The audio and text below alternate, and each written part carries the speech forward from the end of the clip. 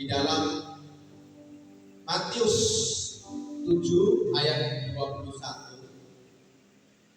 Matius 7 ayat 21. Saya akan kasih judul 4 dasar iman Kristen yang wajib kita ketahui sebagai orang Kristen. Dasar itu yang kelas SD gitu loh, dasar.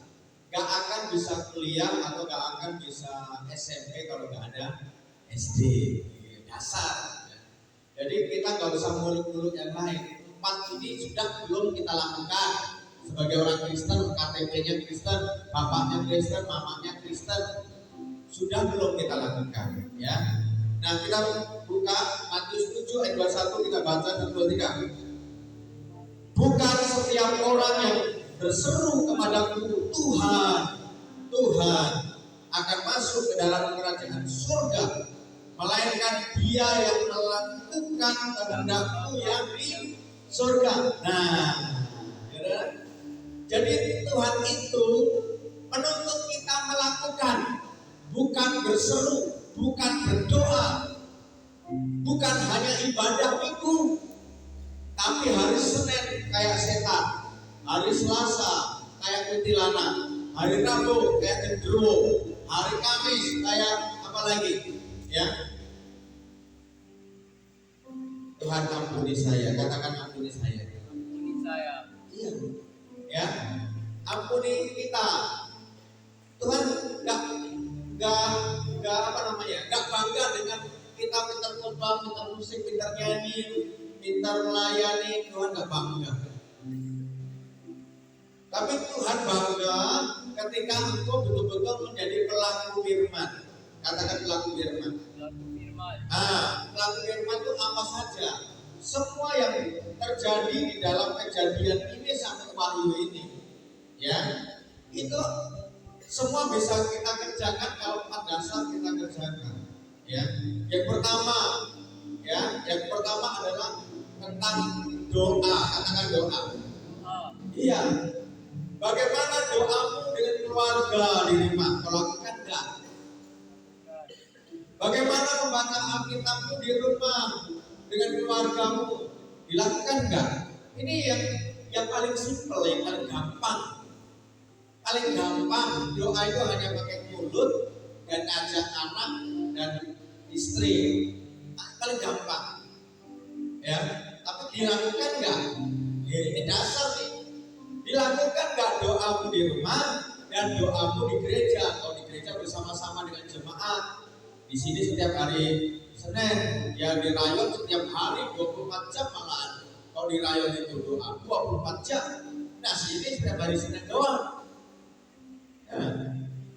Di rumah ya terserah, kalau di rumah kamu punya peraturan sendiri-sendiri. Ya, saya tidak selalu makan sehari 3 kali. Ya, wajib. Ya, pagi harus, siang harus, malam harus. Ya, itu wajib karena makan pun sekali 3 kali. Ya, ini harus kita lakukan. Hagai, ya kita baca Hagai 1 ayat 8. Hagai 1 ayat 8. Demikian firman Tuhan. Hagai 1 ayat 8. Jadi naiklah ke gunung, bawalah kayu, dan bangunlah rumah itu. Ya, bawalah kayu dan bangunlah rumah itu, maka aku akan berkenan. Katakan, Tuhan akan berkenan kepadanya dan akan menyatakan kemuliaan-Ku di situ firman Tuhan.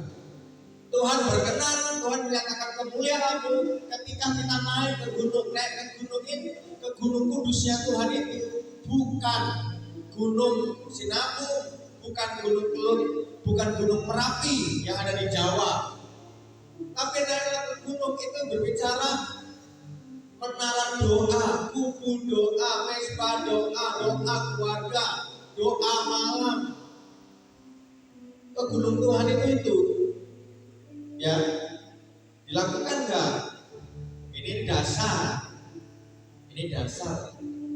Ya, kalau kita belum melakukan yang namanya doa, yang dasar aja kita nggak lakukan, kita nggak mungkin melakukan yang SMP atau SMA atau yang kuliah, karena doa aja tak bisa dilakukan. Ya, itu sebagai anak SMP, remaja, pemuda, pemudi, ya, ketika engkau rajin berdoa, percayalah, ya, Tuhan akan membela perkaramu. Tuhan akan memberkati masa depanmu. Tuhan akan memberkati jodohmu yang sayang kau, jodoh yang bisa memiliki penghasilan, bukan pengangguran. Pengangguran mau makan apa, kan gitu kan? Ya, selain sayang, ya, jodoh yang diberkati Tuhan. Ya saudara harus mulai dengan naik ke gunung, doa. Gak usah tunggu papa mama doa, harus doa sendiri. Kalau papa mama nggak ajak papa mama, kalau nggak mau doa sendiri. Seharusnya ngajak orang tua, begitu. Ya. Tapi kalau orang tua nggak mau ngajak, ya anaknya ngajak. Di dalam rumah tangga itu siapa yang bertobat, itu aja. Kalau yang bertobat anaknya ngajak bapaknya berdoa. Kalau yang bertobat bapaknya ngajak anaknya berdoa. Ini simpel. Ini pertanyaan, engkau jawab di hatimu masing-masing. Apakah engkau lakukan doa ini setiap hari di rumah dan membaca Alkitab? Ya, seminggu sekali kita berkumpul di sini bersama-sama untuk mendoakan gereja ini, mendoakan daerah ini, mendoakan Indonesia ini bersama-sama di sini. Di rumahmu setiap hari. Itu yang pertama. Yang kedua, yang kedua adalah di dalam 1 Tawarik 29 ayat 9. 1 Tawarik 29 ayat 9, ya. 1 Tawarik 29 ayat 9. Mana Tawariknya? 1 Tawarik 29 ayat 9. Mana 1 Tawarik 29? Sudah ketemukan? Kita baca 1 Tawarik 29 ayat 9. 1, 2, 3. Bangsa itu bersukacita karena kerelaan mereka masing-masing, sebab dengan tulus hati mereka memberikan persembahan sukarela kepada Tuhan. Juga Raja Daud sangat bersukacita. Bapak Ibu, ini dasar yang kedua untuk kita iman Kristen, yaitu memberi persembahan. Yang pertama itu doa. Yang kedua memberi persembahan. Datang kepada Tuhan, ya, dengan ucapan syukur. Kenapa kita memberikan persembahan? Karena Tuhan memberikan baju sama kita. Tuhan memberikan makanan sama kita. Tuhan memberikan rumah sama kita. Tuhan memberikan jodoh sama kita. Tuhan memberikan anak sama kita. Tuhan memberikan penghasilan sama kita. Tuhan memberikan kebaikan-kebaikan yang tidak terhitung banyaknya sama kita. Ya, jangan sampai orang sakit aja bisa memberikan persembahan, orang sehat nggak bisa memberikan persembahan, sangat aneh. Ya, persembahan seperti apa itu? Ya, persembahan banyak. Ada persembahan sukarela, ada persembahan pembangunan, ada persembahan persepuluhan. Ya, saudara bawalah itu ke hadapan Tuhan. Mulai memberikan persembahan, mulai yang terhormat di hadapan Tuhan. Belajar yang terhormat sebulan sekali, saudara boleh tulis di dalam amplop, sepakat dengan suami istri. Tulis namanya keluarga ini, memberikan buah suluk atau memberikan persepuluhan atau memberikan pembangunan atau memberikan ucapan syukur dari keluarga ini. Begitu. Bukan soal besarnya, tetapi soal sukacitanya, ucapan syukur karena Tuhan baik. Katakan Tuhan baik. Karena Tuhan itu sangat baik. Jadi layaklah Dia patut dihormati untuk kita bisa menghormati Tuhan. Ya, bukan suka-suka, ya, tetapi kita memberikan penghormatan kepada Tuhan. Tulis di dalam amplop, doakan suami istri dan bawa persembahan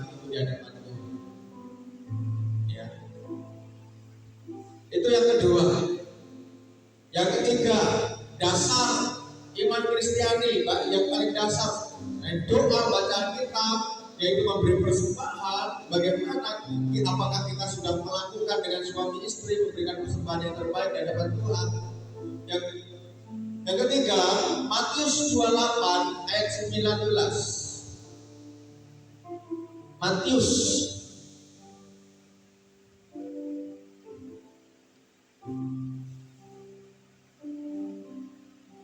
28 ayat 19 sampai 20. Yuk kita baca bersama-sama. 1, 2, 3. Karena itu pergilah dan jadikanlah semua bangsa muridku, dan baptislah mereka dalam nama Dalam nama Bapa, Anak, dan Roh Kudus, dan ajarlah mereka melakukan segala sesuatu yang telah kuperintahkan kepadamu, dan ketahuilah aku menyertai kamu senantiasa sampai pada akhir zaman. Katakan pergi mencari jiwa. 1, 2, 3. Pergi mencari jiwa. Pergi mencari jiwa. Iya, dengan kul. Di gereja GBI itu memberitakan amanat agung, wadahnya adalah kul. Wadahnya adalah MSK, menjadi seperti Kristus di dalam kelompok kecil itu yang tadinya tidak percaya Yesus, diajak, dibaptis, diajar doa, diajar untuk memuji Tuhan, diajar musik, diajar macam-macam, diajar berkhotbah, diajar menginjil, diajar memberikan persembahan, sehingga iman dia bertumbuh. Itu tugas kita, itu dasar loh. Ya, sekarang Bapak Ibu udah sangat banyak sekali di gereja Garuda Sakti, bahkan air kitab, ya, udah muncul di ruko-ruko gereja-gereja baru, muncul, ya. Minggu ini aja ada 2 di air kitab, sewa ruko, yang 1 5 ruko, 1 3 ruko, 1 ruko, saudara. Sewa rukonya mahal, saudara. Mahal. Ruko itu kalau yang tempat laris itu sampai 30 juta setahun. Saudara, 20 juta, 18 juta. Bayangin. Mahal sewa ruko. Hanya untuk apa? Hanya untuk kunjungin, nyari jiwa-jiwa yang gak ibadah ke rumah-rumah, diajak ke gereja, ke ruko, diajak ke gereja. Bayangkan, mending rukonya, sewa rukonya bisa dibelikan tanah atau bangun rumah atau beli mobil. Kalau pikir-pikir gitu loh, untuk apa sewa ruko mahal-mahal? Untuk apa sewa ruko mahal-mahal? Untuk cari jiwa. Untuk cari jiwa. Mungkin saudara ada salah satu yang dikunjungi, karena ada beberapa jemaat yang ngomong sama saya, Pak, kemarin saya dikunjungin ini, lagi buka ibadah gereja di air kita di Garuda Sakti, baru dibuka, ya, pamerkan ini, tawarkan itu, saudara. Bayangkan, hanya mencari jiwa, dipamerin gratis oplet, pamerin gratis sembako, hanya supaya datang ke gereja. Terus kita diam saja, nggak nyari jiwa. Kita bertahun-tahun diam saja, nggak mau kunjungin. Kita diam saja, banyak mereka yang nggak ibadah, maka kita diam saja. Nggak kita ajak ke KUL, nggak kita ajak ke MSK, nggak kita ajak ke pemuda. Angelika ini sebagai ketua pemuda, Esther sebagai pembinanya, lagi semangatnya ini perlu dikasih tepuk tangan lah. Dia mau ngadain Natal, ya, tepuk tangan dulu, ya, pemuda, ya, dengan dana yang haleluya. Kemarin dikasih dana sama ketua panitia cuma 500.000, mana cukup Natal 500.000, kata Angie. Akhirnya dia jualan di depan itu, mencari dana Natal pemuda. Bapak Ibu, untuk apa itu? Untuk cari jiwa-jiwa pemuda supaya dibawa ke Tuhan. Karena banyak anak-anak muda tiap minggu gak ibadah, tiap malam itu gak ibadah, bahkan lebih suka di tempat mancing, lebih suka di tempat depan komputer, di main game, lebih suka di mana lagi ya, jalan-jalan, lebih suka kemana-mana gak jelas. Tapi kalau gereja ini masih ada orang-orang, anak-anak muda yang masih peduli tentang pemuda, harus kita dukung sebagai orang tua. Kita dukung. Mungkin mereka kurang dana karena mereka masih sekolah semua. Ya kita maklum, tapi semangatnya itu kita hargai, kita harus support. Kita harus support dengan uang. Ya kebutuhan-kebutuhan mereka untuk pelayanan. Ya, itu kadang mau buat lengkeng ke Alamaya. Waduh, ya. Ini Bapak Ibu, kita harus pergi memberitakan Injil. Yang pertama tadi, cek apakah kita sudah mengadakan doa, baca Alkitab. Yang kedua, betulkah kita setiap bulan sekali sudah memberikan persembahan yang terbaik, dimasukkan di dalam amplop, ditulis, didoain yang terbaik. Bukan persembahan seperti tukang parkir, tetapi betul-betul Tuhan, kami keluarga kami akan memberikan persembahan sebulan sekali yang terbaik. Yang ketiga, apakah kita sudah mengunjungi, mencari jiwa-jiwa? Saudara ingat nama-nama orang-orang yang dulu ibadah di sini, mungkin sekarang sudah nggak ibadah di sini. Apakah kita doakan mereka? Apakah kita kunjungi mereka? Ya, ini tugas kita semuanya, bukan hanya tugas saya. Saya ada nomor HP-nya saja. Yang buka kedai kopi saya datangi minimal sekali. Untuk apa? Hanya nanyakan apa kabar, ayo ke gereja, ayo kembali ke gereja, ayo datang kembali. Yang jiwa-jiwa baru, yang baru 2 hari, 3 kali, 2 kali, 4 kali baru muncul, dan tidak muncul lagi. Bagaimana? Apakah kita nggak telepon mereka, nggak datangin mereka? Itu tugas kita, bukan tugas hanya penggembala saja. Tugas kita, artinya kita ini. Ayo kita saling peduli. Ya, jangan mengandalkan satu orang, jangan mengandalkan si A, jangan mengandalkan si B, jangan mengandalkan si C. Terus kamu ngapain? Kamu ngapain? Mengandalkan orang? Kamu harus bergerak sendiri, bergerak sama-sama boleh. Intinya kita harus melakukan di Matius 7:21 tadi. Jangan hanya beribadah dan berdoa tapi tidak melakukan. Ayo yang terakhir, yang keempat. Kita buka yang keempat, yaitu Matius 22 ayat 37-39.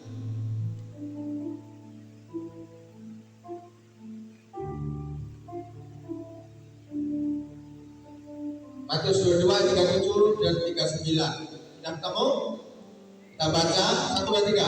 Jawab Yesus kepadanya, kasihilah Tuhan Allahmu dengan segenap hatimu dan dengan segenap jiwamu dan dengan segenap akal budimu. Itulah hukum yang pertama dan yang pertama.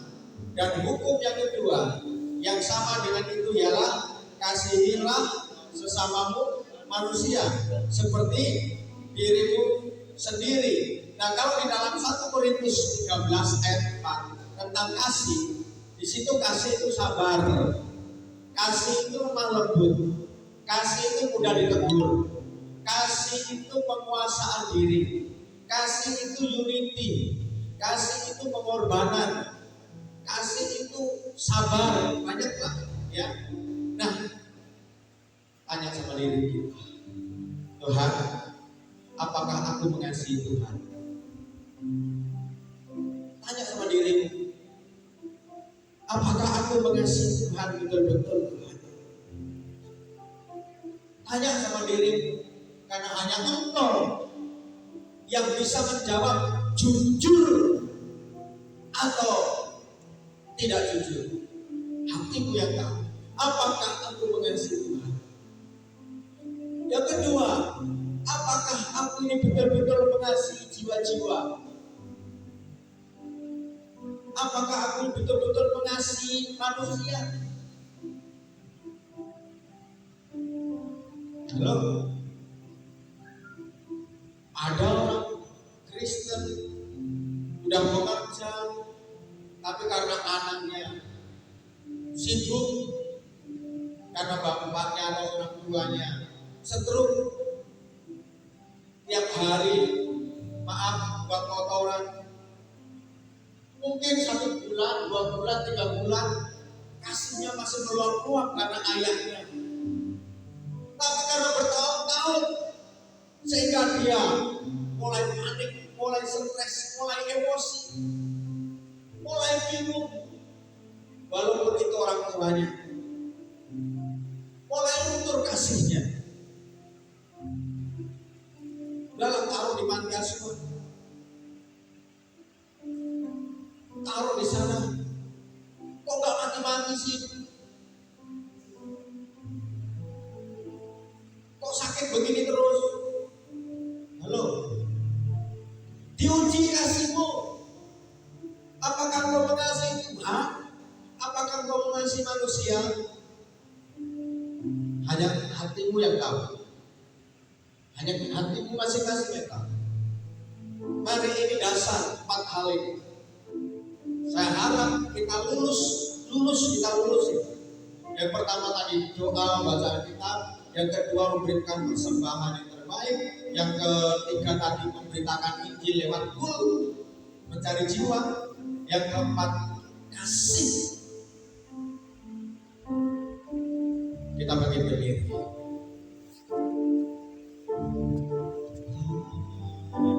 Kaulah pengharapanku, percaya hanya kepadamu, Yesus Allah perlindunganku, Engkau ya.